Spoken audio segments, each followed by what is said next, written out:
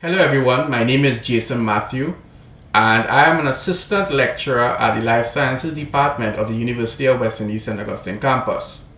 Today I'm going to be sharing my experience with using podcasts in teaching in the classroom. This will be a two-part series, and in part one we're going to be looking at my experience with using podcasts in the classroom, and in part two we're going to be addressing some of the concerns in using podcasts in the classroom. In the future, we're going to be releasing some workshops on creating podcasts. You can look forward to those seminars coming very soon. I hope to engage you all for this next half an hour.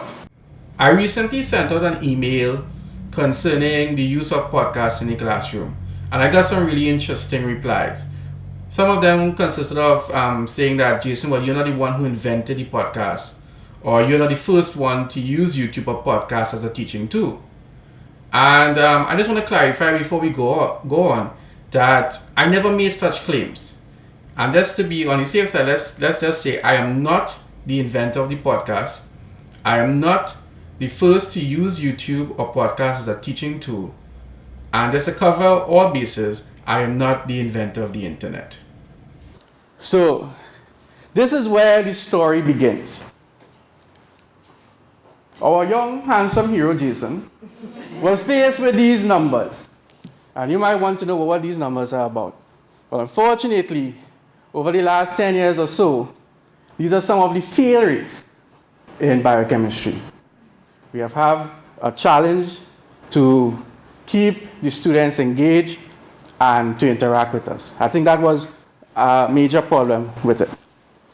So last year, we developed a course, Bio 2365, that was meant specifically for the biology students who was doing this biochemistry course. And Prof. Agai was like, Jason, you teach this course. And by the way, I want a high pass rate. So I was like, okay, no problem. So this same time last year, I was thinking, well, what can I do differently? The thing is that on the biochemistry staff, I'm the most junior person. So when it comes to content, I know the least. All right? But there was something else that obviously could be improved upon. And that's where I was targeting delivery and engagement. Because I think those two things is where we were not really reaching out as yet. So the traditional educator, all right? It's teacher-centered, limited interaction. And my favorite line, I get this from Bill Moore, who probably got it from somebody else, favorite comedian of mine. A benevolent dictator deciding what's best for the powerless underlings in their care. All right? And this whole model is predicated on information scarcity. But is that the situation now? No. There's information everywhere. And that's to be a little geek, I put in bits and bytes. All right? Now let's look at our clientele. Our students are the millennials. They are born after 1980. They have grown up with technology. They know technology. And they expect us to use technology when we teach them. So putting all of that, coming up with what can I do for them? And I decided that podcast was the way to go. All right? And the reason why I'm using podcasts is to free up my time in the class. All right? I want to interact with the students. I want to engage the students. And also, it empowers the students. They learn at their own pace. While they can't fast forward me in the classroom, or rewind me in the classroom, pause and take a break, they can do that with the podcast. And they generally felt that they were in control of their course and of their information. And this year, some students were shocked. Because I would just come in the class and say, all right, what would you like to do today? And I could have done that because I know there were podcasts to back me up. All right? This is the benefits of podcasting. But something that also was in emails that was sent, in good cause, I guess. But I want to make it clear. I'm not saying that podcast is going to replace anything, I want to stress this point. Podcast is a tool. All right? It does not replace anything that you're already doing. It enables, it empowers, all right? It complements, but it doesn't really replace. So don't be scared. And this is something I want you all to focus on. As with any educational technology, whether and how podcasting impacts the quality of the learning experience and or educational outcomes depends largely upon how the technology is put to use. And that is very important, because I'm not coming here to tell you all that if you include podcasts in your lectures, that you're going to miraculously get high pass rates and your students are going to love you and say, hey, this course is fantastic. The bottom line is this. If your course material, if your lecture was not well prepared and you just transfer that to the podcast, the student's not going to go to it. They're not going to use it. All right? So that is also very important. So it seems that our hero had his head on in the right direction. So all he needed now is to put this thing in motion. He needed to get things in order. So what do we need? Well, a laptop equipped with a microphone and probably a web camera, but that's optional because some people do podcasts with just audio only. All right? But I like to get some video in as well, but again, optional. And I should also point out when you put video in there, I use like an HD video, high definition. The file size is going to increase exponentially. So something to consider when you're setting up this. Now you have screen capture software, so you can use Camtasia. Now if you are a Mac user like me, Camtasia doesn't work well with us. So I wouldn't recommend Camtasia if you have a Mac. But if you're using a PC, fantastic. But we have other options, our Mac people. We have GarageBand, we have Audacity. All right? Now in that first semester, when I was teaching Bio 2065, I didn't go straight to YouTube as yet. That comes later on. What I did was I uploaded the podcast on a free uploading and downloading site called Mediafire. So students could have logged in there and downloaded all the podcasts for free. I wasn't ready for the YouTube as yet. I had it in mind, but I wasn't ready. I wanted to give it a try, a pilot study, so to speak. Now the most challenging thing for me was this last one, a quiet environment. Now, if you're doing video, you need a quiet environment. You can't have people walking and talking and stuff. So that put me in a real technical position. Because now I find myself living like a vampire. Between 2 and 4 in the morning, I was in home preparing these podcasts. And something I didn't anticipate, Max. That's my dog. Because Max now realized, hey, but Jason up between 2 and 4. And in solidarity to his master, he will come right by the room and back. For that 2 hours, he just back randomly.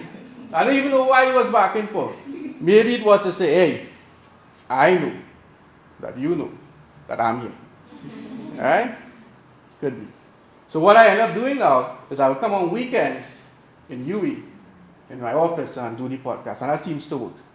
So if you all are going to the podcast, know that quiet environment will be a challenge.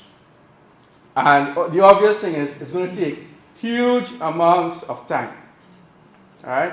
Because as I said before, if you really want to be effective, you have to spend time preparing, editing, and really that final product. You know, it might be half an hour, 1 hour long, but it took days, weeks to prepare. All right? So it's not no easy thing.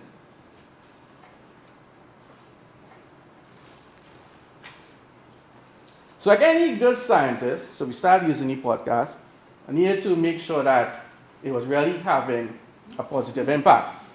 So what we did was that we gave, on the last week, which probably wasn't his best strategy, but in the last week of the semester, I gave the students a questionnaire to fill out. So this would have been semester 1 of this academic year, 2011 to 2012. And I analyzed the data using SPSS version 9. Although I'm well behind in that because I looked on the computer and work And I see SPSS version 20, so I'll have to check that out. But I guess it's the same analysis taking place.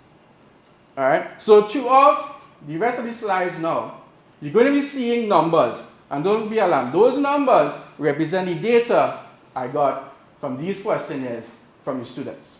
Good?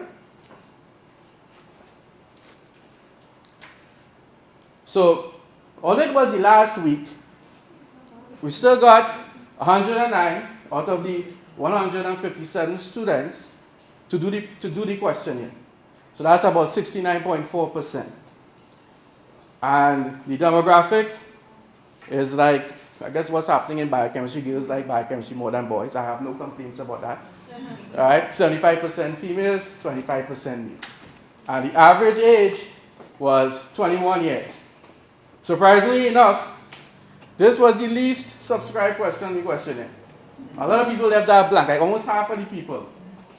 At this tender age, you already want to hide how old they are. Who knows? So the first question we asked was, what kind of devices you, let's get an idea of, because we're going to be providing this technology, this podcast, so we have to make sure that they have, means to access it. So these are the devices that they own. 56.5% of the class owned a desktop, and 88% owned a laptop, and to a smaller extent, netbook and e-readers. But if we make the assumption that not everyone that owned a desktop owned a laptop, and we bridge those numbers, we can see that most people had some kind of device to look at podcasts at home, let's say, or on the road. All right? Now, at the end of the day, I told you students that they don't have any excuse, right?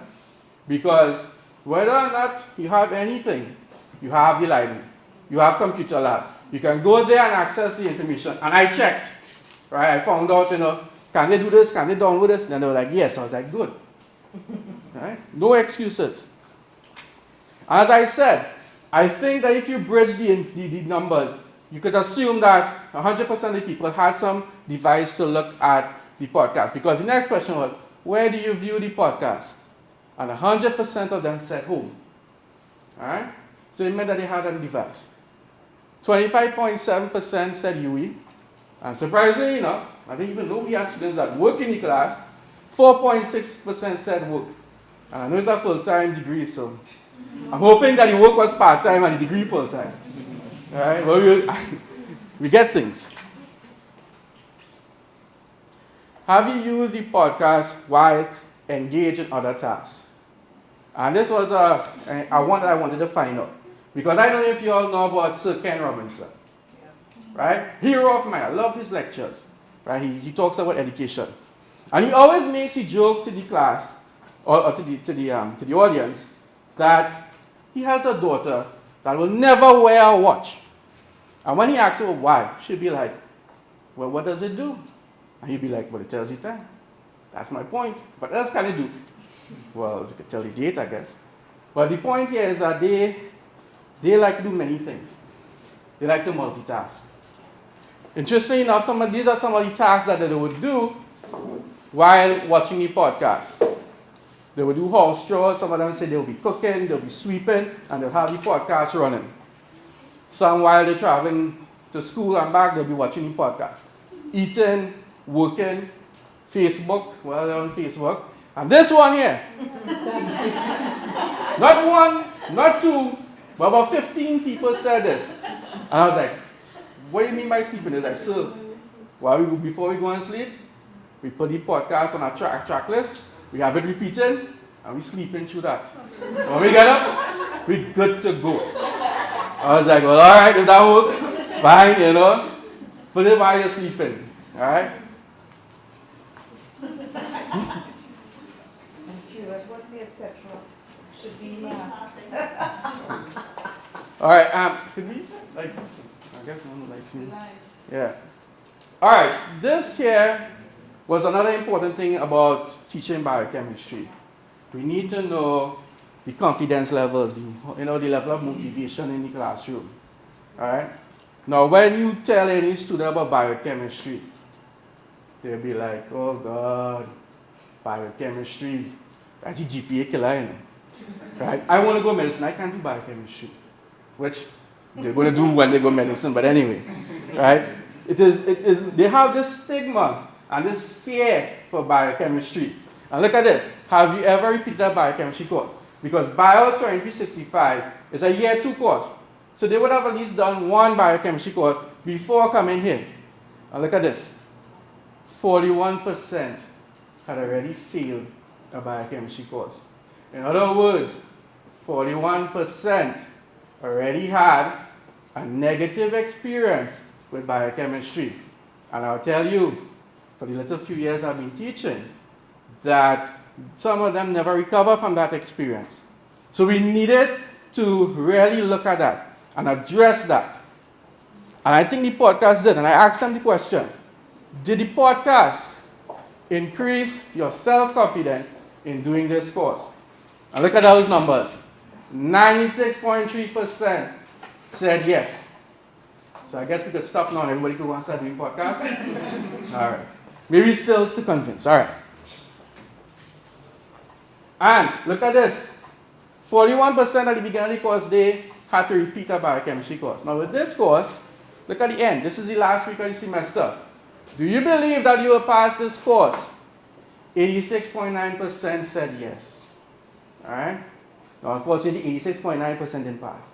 We had a pass rate of 78%, which in the biochemistry realm is pretty good.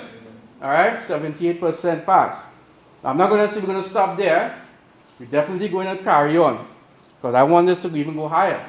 And you'll see that we're going to be trying things in this semester that should do that. And you'll see it just now. So far, these are actual words. These are the words from the students that were put up on Facebook. And look at what's happening. And I didn't correct the spelling, And this is what we have to correct sometimes, right? This is the actual quotes on Facebook. Making learning fun.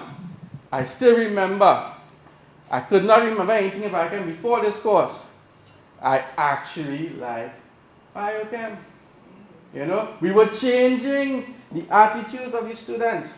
All right? The stigma was kind of going away.